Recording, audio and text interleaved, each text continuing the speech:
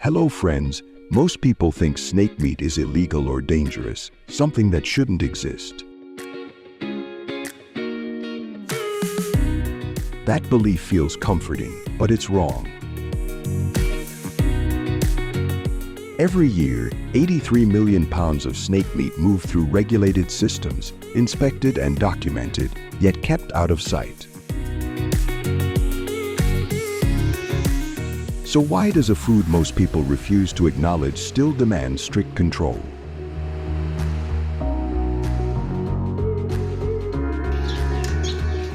Collection is limited by quotas, seasonal windows, and documented permits designed to prevent overharvesting and disease spread.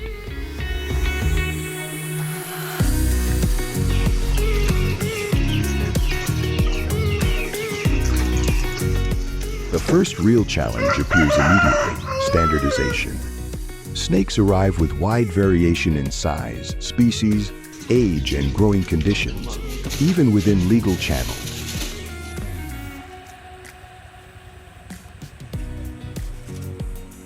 Without control at this stage, downstream processing becomes unstable.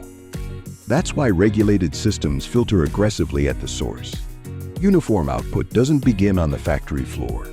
It begins with selective, verified input. Each shipment is batch-tracked, time-limited, and tightly controlled because stress rises quickly. Regulations typically require animals to be fed and watered within 4 hours before departure, with welfare checks at least every 4 hours during transit.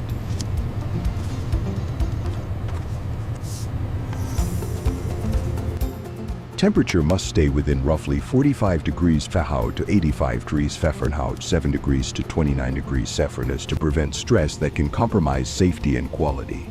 When transit runs long or conditions slip, discard rates rise by 5 to 10% before processing even begins. In this system, minutes quietly reshape outcomes because time pressure doesn't just slow things down. It changes what survives the process.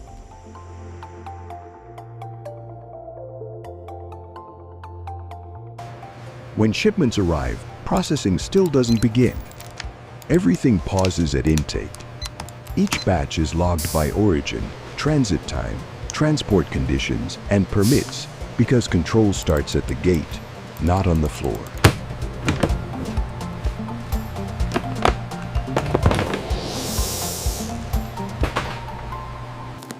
Initial checks focus on physical condition and stress indicators that signal risk. In regulated facilities, 3 to 6% of incoming animals are often held or rejected here not for appearance, but for risk control. One failure can compromise a whole batch. Once cleared, the system splits cleanly into 2 independent paths, one for meat processing, one for skin handling.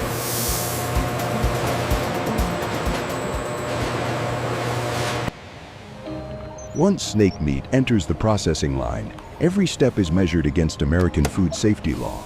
In the US, non-amenable exotic meats like reptiles fall under FDA safety standards and may undergo voluntary USDA inspection under 9 CFR Part 3.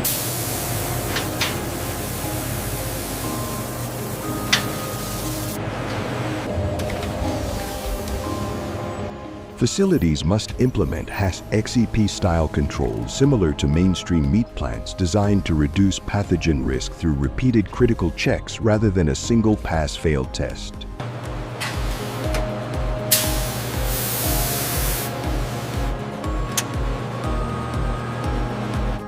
Microbial testing and sanitation measures might include daily plate counts and chill water standards, e.g., chill water held at 50 degrees Fahrenheit or lower, to control contamination before final chilling.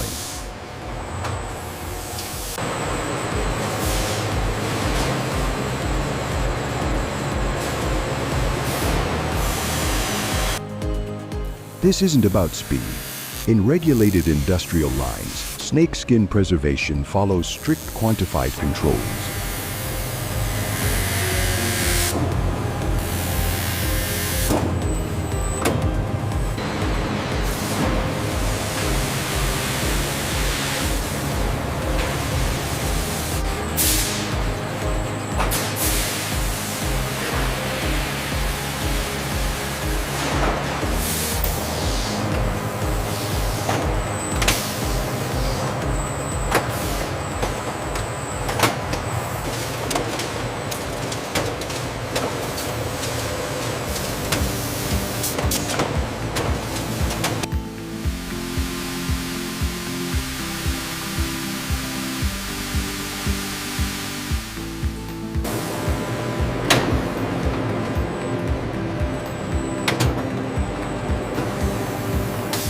Visual inspection complete. Proceed to scan. Scan complete. Pathogens clear.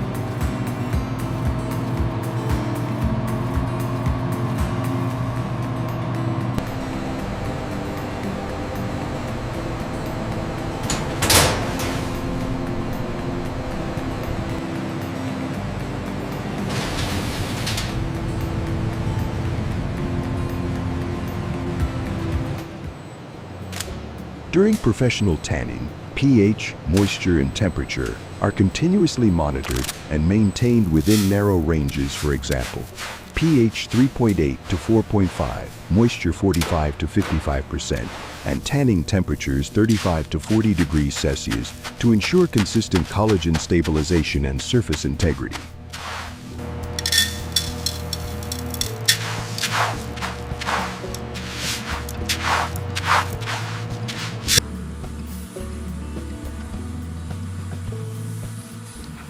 Controlled industrial systems operate 24 to 48-hour tanning cycles with mechanized drums and automated chemical dosing, minimizing variability and ensuring uniform processing.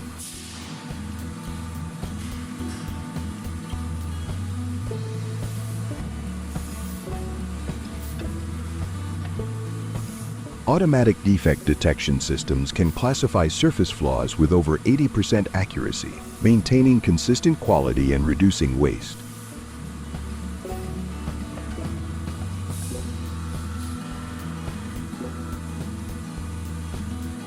As a result, industrially processed skins exhibit uniform thickness, minimal tears, and stable structural integrity.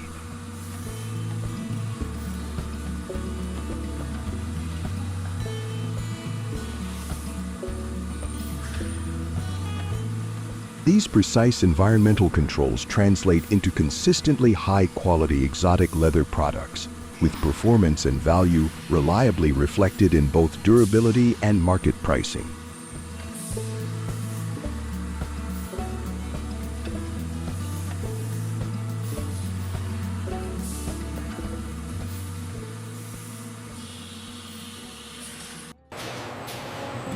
Cross-control is where the system proves its intent.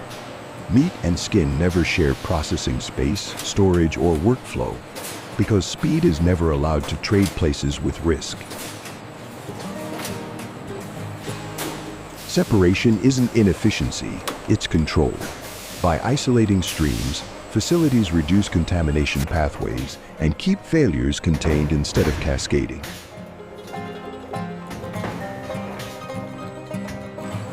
From there, outcomes diverge.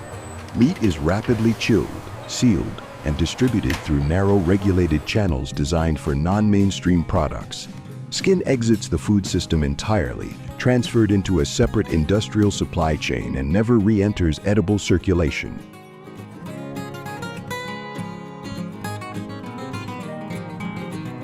From a consumer's perspective, only the final product is visible. The structure, the controls, and the quiet decisions that shaped it remain unseen, doing their job precisely by staying out of view. This process isn't designed to shock you or to convince you to try anything. It exists for something far less dramatic, but far more difficult control.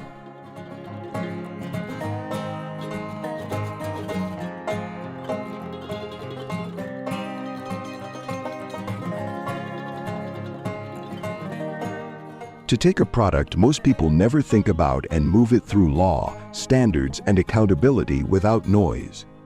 Quiet systems don't ask for approval. They ask for discipline. And when they work, you don't notice them at all. That's the point.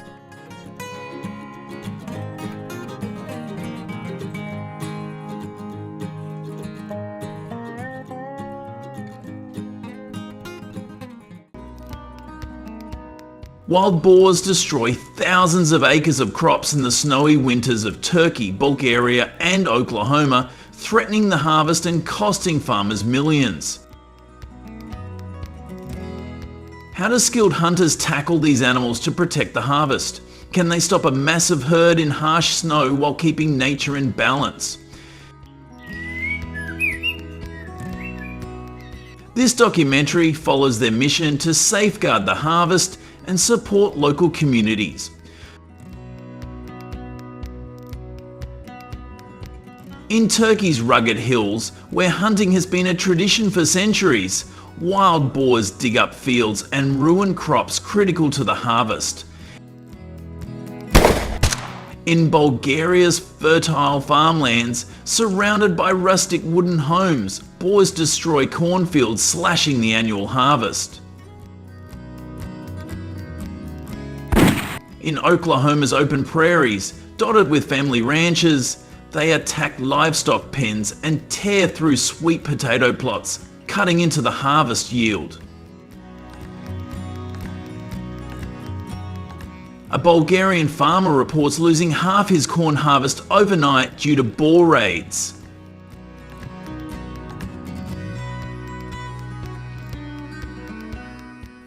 These losses show why controlling boars is vital to protect the harvest across these regions.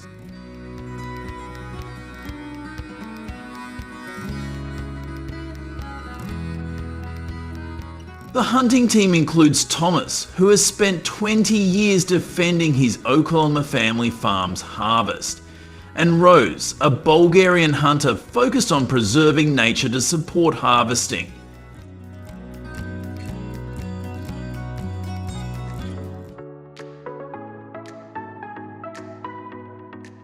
They prepare rifles, infrared scopes and hunting dogs, targeting areas where boars have hit the harvest hardest.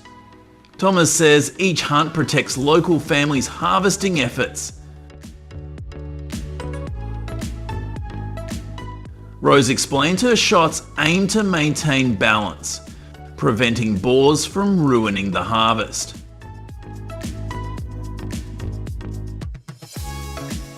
The team moves into the snowy forests, following fresh boar tracks as dogs pick up scents, ready to face the challenge.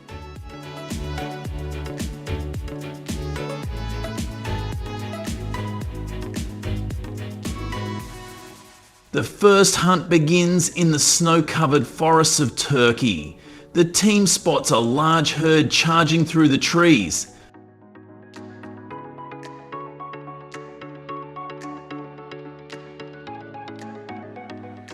A dog gets close to a boar but avoids its tusks.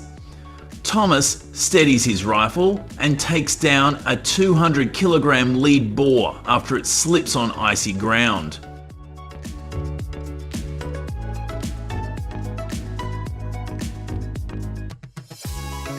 Leon works with the dogs to block the herd's escape, firing shots that stop more boars heading toward nearby fields.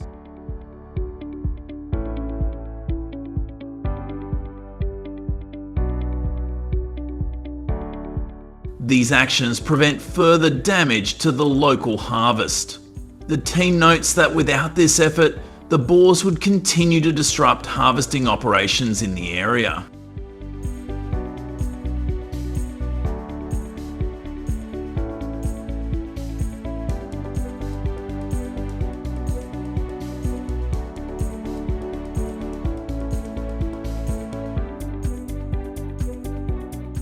As night falls, the hunt moves to Bulgaria's open fields using infrared scopes. Drones provide overhead views to keep costs low.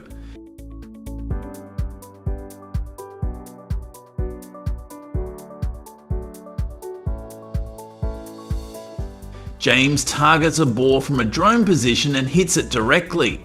Rose spots a boar hiding in the brush and takes it down with one shot.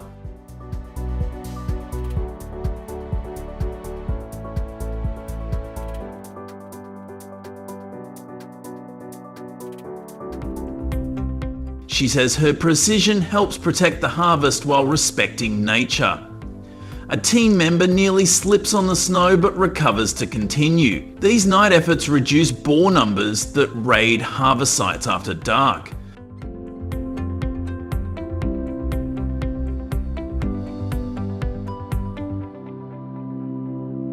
The drone shows boars scattering, leaving fields safer for the next harvesting season.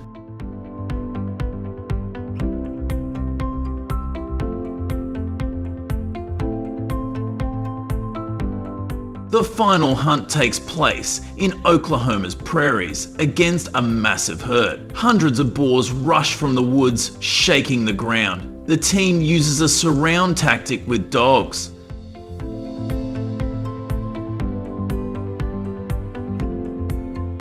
Thomas faces the head boar and shoots it after crossing rough terrain. A local farmer watching nearby says the hunters gave him hope to rebuild his harvest next season.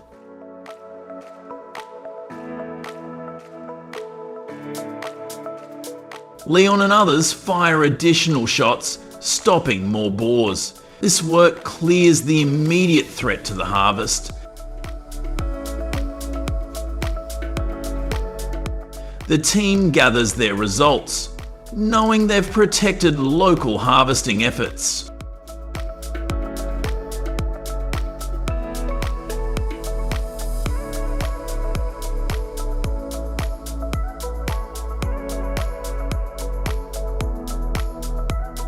The hunt succeeds through teamwork among hunters, farmers and officials, all within legal hunting zones.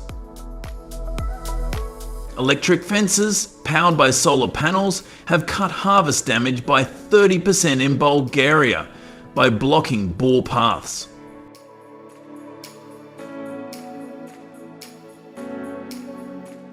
Habitat management, like relocating food sources, is being tested to reduce conflicts long term.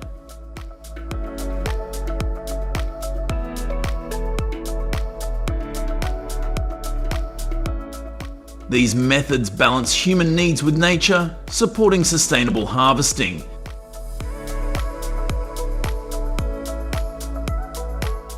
Thomas reflects that every hunt safeguards the harvest for communities. Rose adds that combining hunts with fences ensures better harvesting outcomes. Farmers confirm reduced losses to their harvest. The team shares games with locals, strengthening community ties.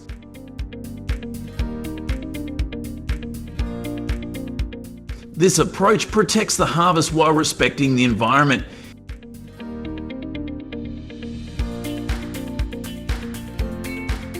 If this story of saving the harvest inspires you,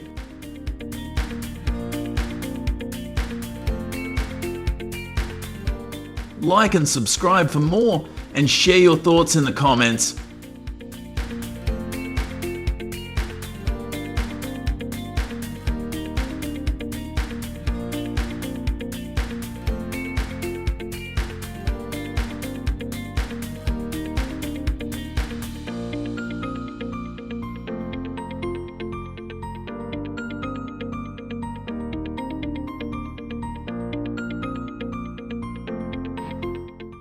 Hello, friend.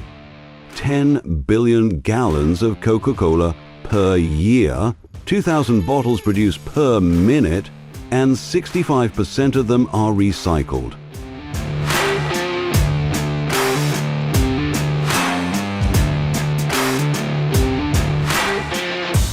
What makes Coca-Cola factories dominate such impressive numbers? Follow along to the end to discover the secret.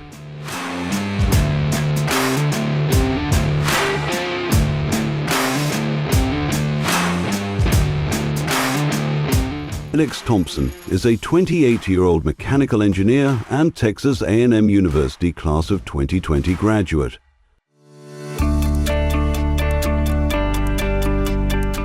Growing up on a family dairy farm outside Waco, he grew up repairing irrigation pumps and testing water quality for 200 Holstein cows.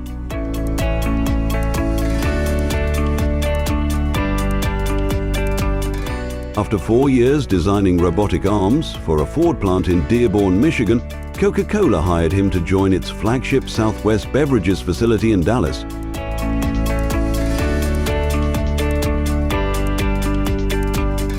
The company needed new talent to bridge factory automation and the farm-style precision skills Alex honed, balancing pH levels in cattle feed troughs.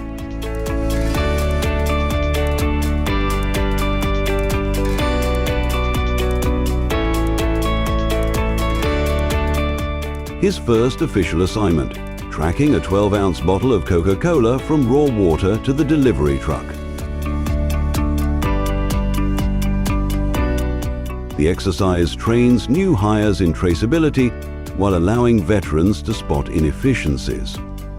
Alex pinned his badge, grabbed a tablet and started timing.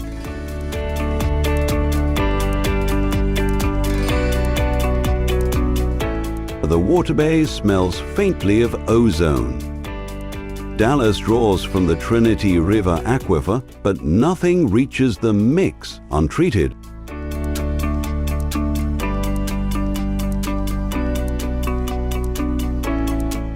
Reverse osmosis skids built in Grand Rapids, Michigan push water through membranes with pores 0,01001 microns wide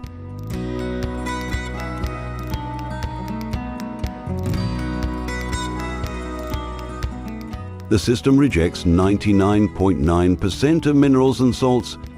Ultraviolet lamps follow, then a controlled ozone injection.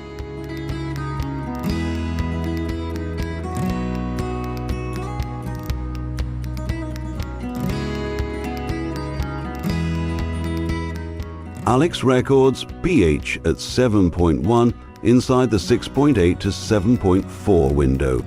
Back home, his dad uses the same RO unit for the herd's drinking water. Each cow downs 30 gallons daily. Lean H2O cuts E. coli risk and keeps milk SEC below 200,000. Alex taps the screen. Test every 15 minutes. Skip ozone and the batch tastes metallic. Log every reading.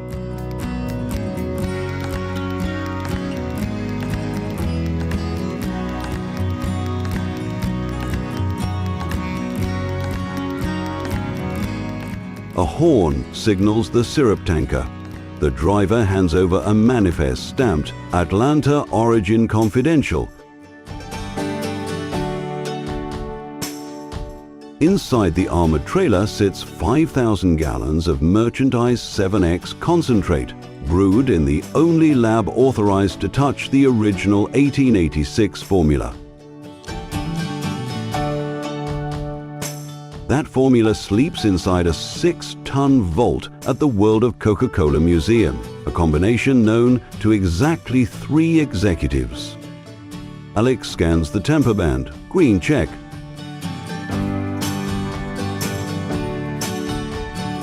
Syrup flows from the tanker into a stainless steel holding tank inside the Dallas plant.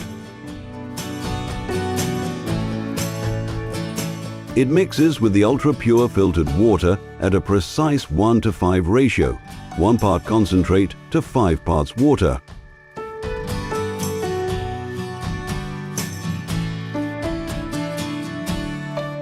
A built-in laser Brix meter shines through the moving stream and instantly reads 50.9 deg Brix, accurate to 0.01 deg.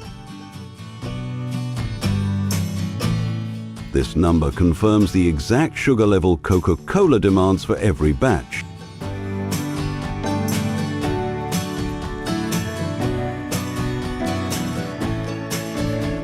The same laser technology helps Georgia chicken farmers fine-tune layer feed to 18% protein, balanced nutrition keeps hens healthy and egg production consistent.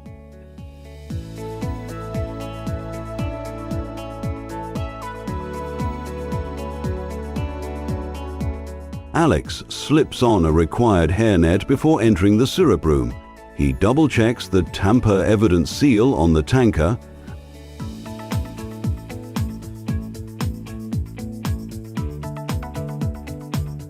break that seal without scanning the barcode first, and the entire load is automatically rejected. No exceptions, no second chances.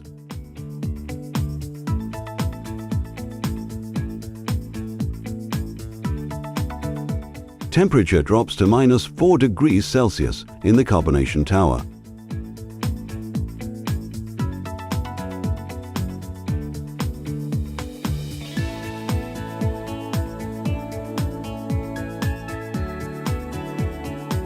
Carbon dioxide from Gulf Coast wells dissolves at 4 bars 58 psi.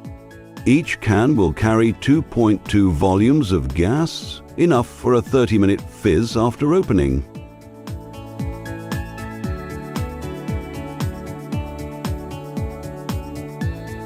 The spec originated in this very Dallas lab in 1982.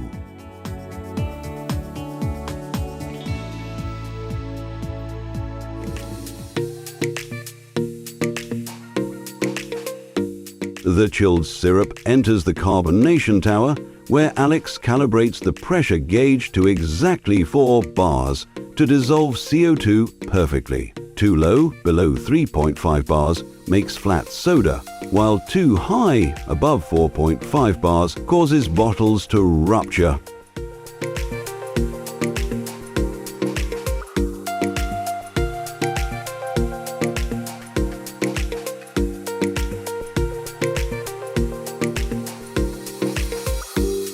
Florida hog farmers use identical CO2 sensors in barns to maintain 0.1% air levels, keeping pigs calm, efficient in eating, and on track for faster market weight.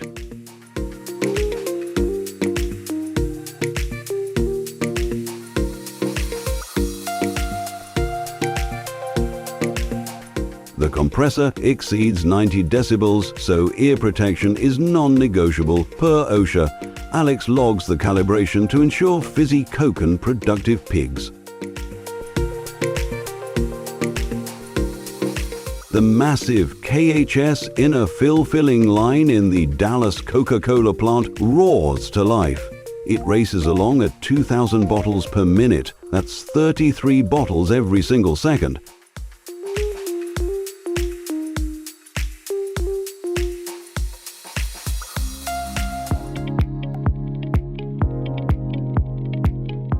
Empty PET preforms, already made with 50% recycled plastic from California facilities, heat up and blow into full-size bottles in just 0.3 seconds.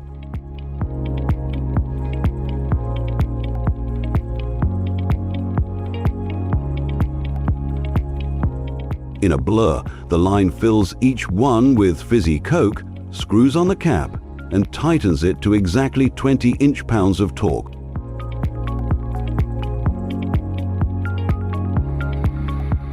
Alex stays safely behind the bright yellow line on the floor. Reach across while the robots are moving and the entire line shuts down for hours.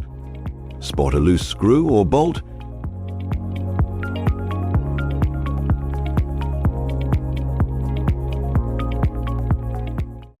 He reports it immediately so the crew can fix it before anything goes wrong.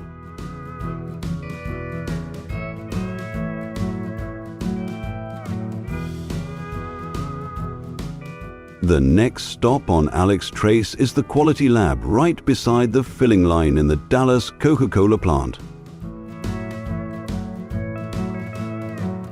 Every single bottle goes through more than 1,000 tiny checks before it can leave the factory.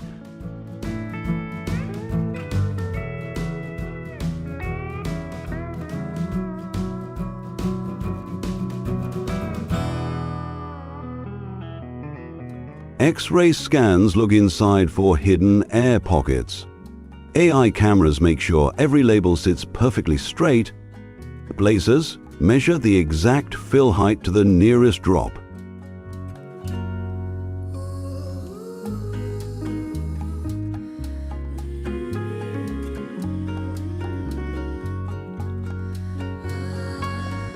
Alex steps into the sensory booth with the tasting panel. He takes a small sip of the Coke, swirls it across his tongue and spits it out. Never swallow. Swallowing would throw off the results.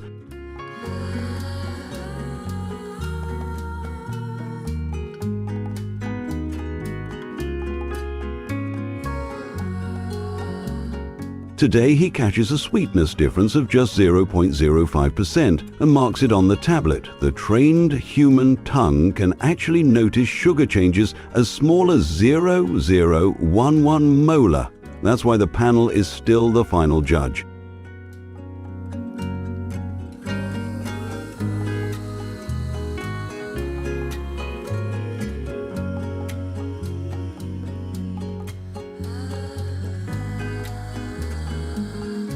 One tiny off note, whether in a bottle of Coke or a feed bunk, gets caught early. Alex enters his official score, 8.7 out of 9. That batch is approved and rolls on toward the pallet. Nothing leaves the Coca-Cola factory unless it tastes exactly right.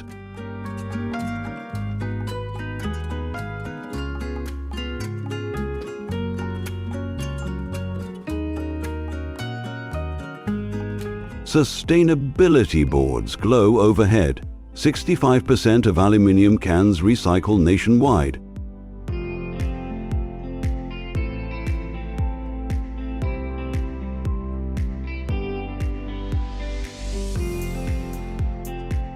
Compressor heat pre-warms incoming water, saving $2 million yearly. Treated wastewater irrigates local cotton.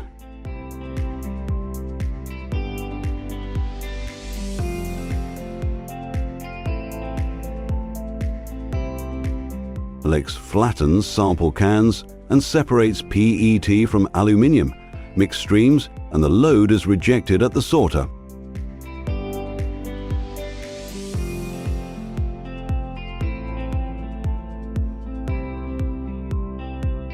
Final checkpoint.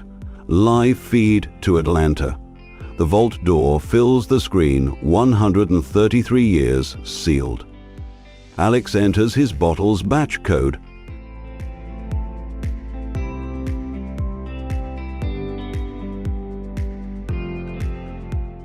The system confirms every parameter from water pH to cap torque. Traces complete in 42 minutes.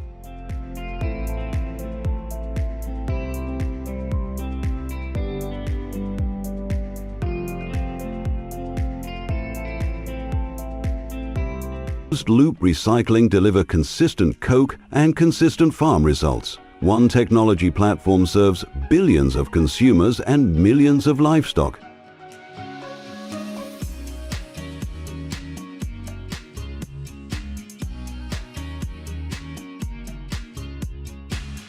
Alex clocks out.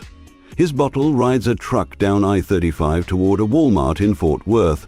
The vault stays locked, but the process is wide open.